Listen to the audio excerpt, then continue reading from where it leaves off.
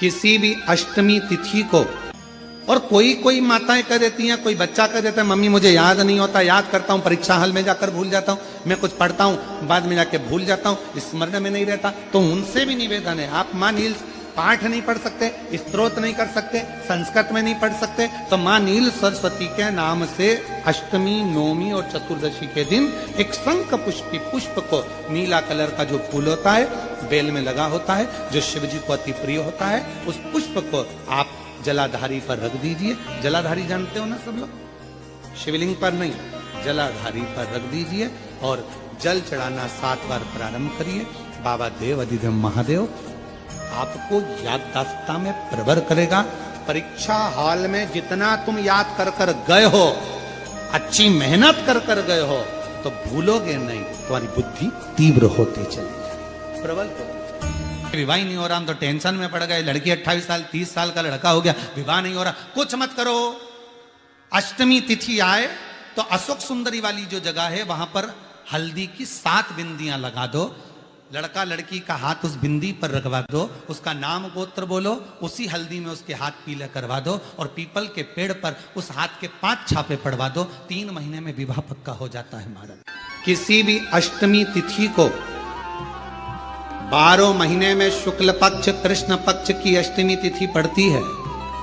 यदि किसी भी अष्टमी तिथि को अगर किसी ने नियम बनाया 5 अष्टमी का, 8 अष्टमी का, 7 अष्टमी का, एक कनेर का पुष्प शिवजी के शिवलिंग को समर्पित करना, अशोक सुंदरी के स्पर्श करना, और जो जलाधारी होती है, जैसे ये शिवलिंग है, ये जलाधारी है, तो पहले शिवलिंग पर स्पर्श, फिर अशोक सुंदरी का स्पर्श, फिर जलाधारी पर कनेर का पुष्प शिव जी की ओर मुख कर कर, अर्थात जैसे मानो ये कनेर का पुष्प है, तो ऐसा शिवलिंग का स्पर्श करते हुए जलाधारी पर जो समर्पित करता है।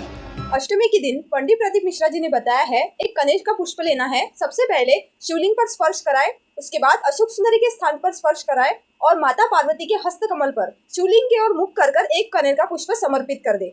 पंडित प्रदीप मिश्रा जी ने बताया है, यह उपाय अष्टमी के दिन करने से आपकी जो भी मन की कामना है महादेव उसको पूरी जरूर करते हैं। भगवान शंकर उसके मन की कामना को पूर्ण जरूर करते हैं। एक कनेर का नारी का जो रजस्वला धर्म होता है, रजो धर्म होता है, नारी जो 7 दिन 5 दिन कार्य नहीं करती, रजो धर्म का जो उसका समय होता है, रजस्वला समय होता है, उस रजस्वला समय में कभी नारी के कोई प्रॉब्लम आ जाती है, कोई प्रॉब्लम आ जाती है, कोई परेशानी आ जाती है, कभी गर्भाशय में गांठ पड़ जाती है, कभी उसका रजो धर्म नहीं आ पाता, कभी रजो धर्म आता है तो निरंतर आता है, तो उस समय पर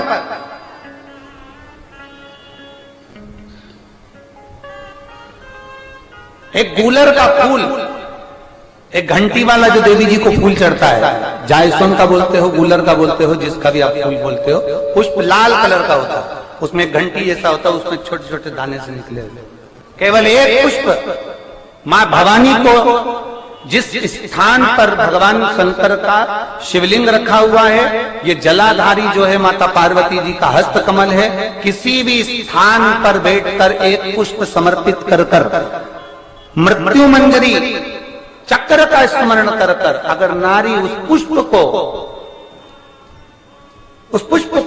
मंदिर के द्वार के बाहर बैठकर भी खा ले या घर पर भी खा ले, तो उसके रजो धर्म से जुड़ी हुई जो भी तकलीफें होती है या गर्भाशय में गांठ भी होती है, तो धीरे धीरे गलना प्रारंभ हो जाता है। उस मृत्यु मंजरी चक्र का स्मरण बड़ा प्रबल।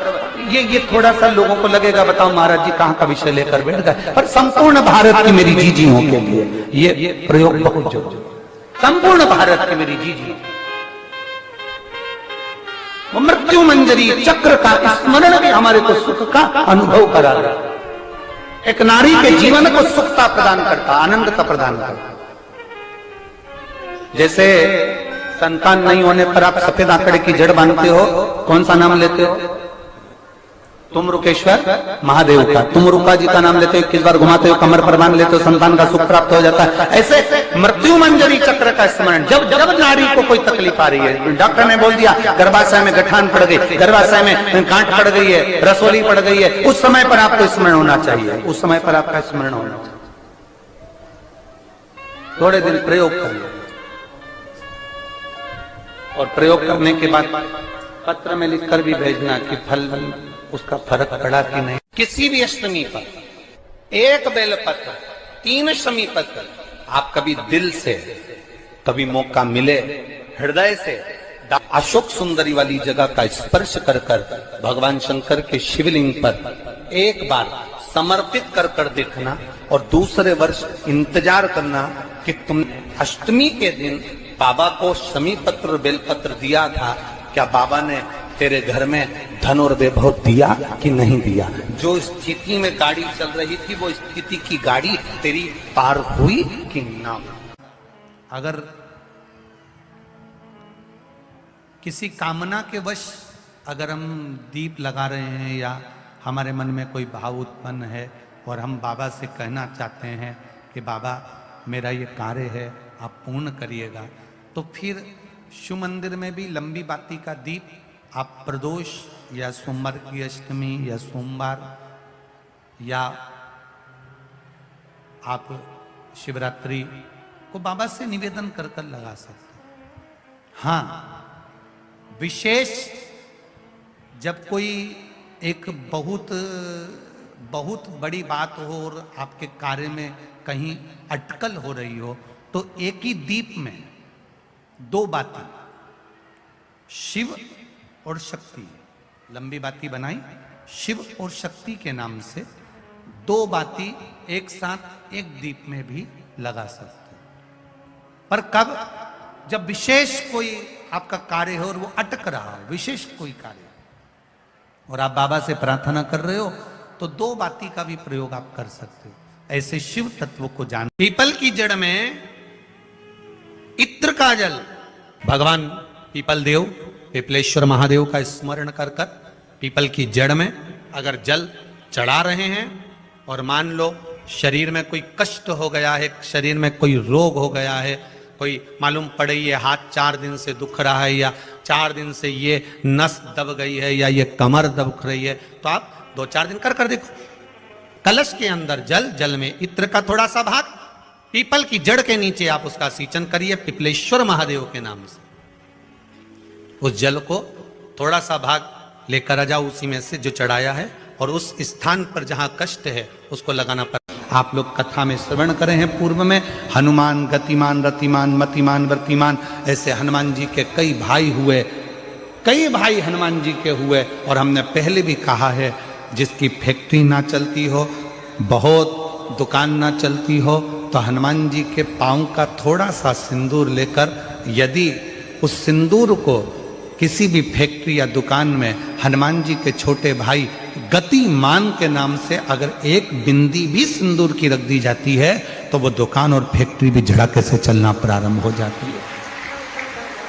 गतिमान हनुमान जी के छोटे भाई, एक हनुमान जी के छोटे भाई हैं मतिमान। जब व्यक्ति डिप्रेशन में जाता है, एकाग्र चित्त नहीं रह पाता है, पढ़ने बैठता है पर एकदम मन नहीं लग पाता है, तो मतिमान का स्मरण किया जाता है, हनुमान जी के 3रे नंबर के भाई का मतिमान।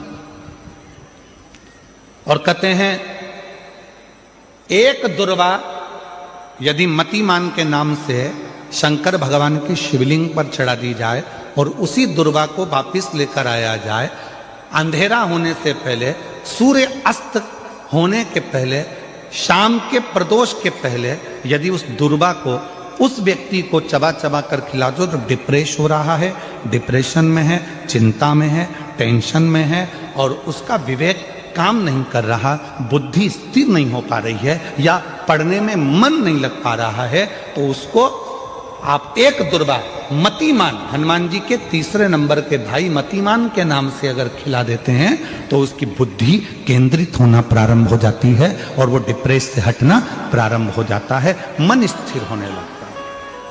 मतिमान।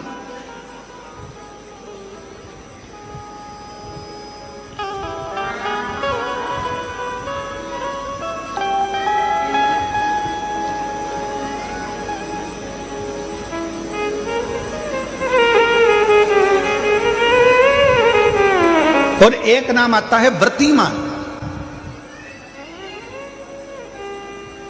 इसका प्रैक्टिकल तुम अभी यहीं से कर लेना, ठीक है? चलते चलते मालूम पड़े तुम्हारी पार्किंग यहां से आधा किलोमीटर दूर है, ठीक है? अरे बोलो तो जम के। आधा किलोमीटर दूर तुम्हारी पार्किंग है और तुम्हारी उम्र लगभग बहुत हो गई। मालूम पड़े तुम थोड़े वृद्ध हो गए हो और तुम्हारा घुटना दुख रहा है, तुम्हारी कमर दुख रही है, चलते चलते बड़ी मुश्किल से तुम कथा स्थल तक पहुंचे हो। अब मन में आ रहा है कि मुझे वापस पार्किंग तक जाना है, कैसे जाऊंगी, पाँव तो दुख रहा है। तो एक काम आज चलते चलते करना कि कहीं सीवर वाला महाराज झूठ तो नहीं बोल रहा है, तो प्रैक्टिकल करके जाना। क्या करोगे? यहां से जाते समय आप जब जा रहे हो और आपके शरीर का कोई अंग जब दुख रहा है तो श्री शिवाय नमस्तुभ्यम कहकर श्री व्रतिमान हनुमान का स्मरण कर। किसका स्मरण करना है? जम के बोलो, व्रतिमान हनुमान। व्रतिमान हनुमान का स्मरण करके कहीं पर भी बैठकर अपने पांव की छोटी वाली जो उंगली है उसको जम के दबाना और दबाने के बाद चल देना। जिस जगह पर भी दर्द हो रहा होगा मेरा बाबा आपको मंजिल तक पहुंचाएगा, दर्द होने नहीं देगा। कल नहीं करना, प्रैक्टिकल आज ही करना। काल करे सो आज कर।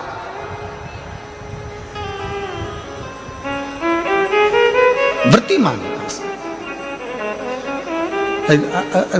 आज करेंगे गुरुजी, 3 महीने में फर्क दिखेगा। तुम तो आज की आज का बताओ ना कि आज की आज में फल कैसे मिले। तुम बिल्कुल तैयारी में बैठो। जाते जाते व्रतिमान हनुमान भगवान श्री शिवाय नमस्तुभ्यम का स्मरण कर कर एक ऊर्जा के साथ, ताजगी के साथ चलते जाओ। शिव थोड़ा बहुत नहीं देते मेरे भगवान। ऐसे ही शिव महापुराण के उपाय देखने के लिए चैनल को सब्सक्राइब करें।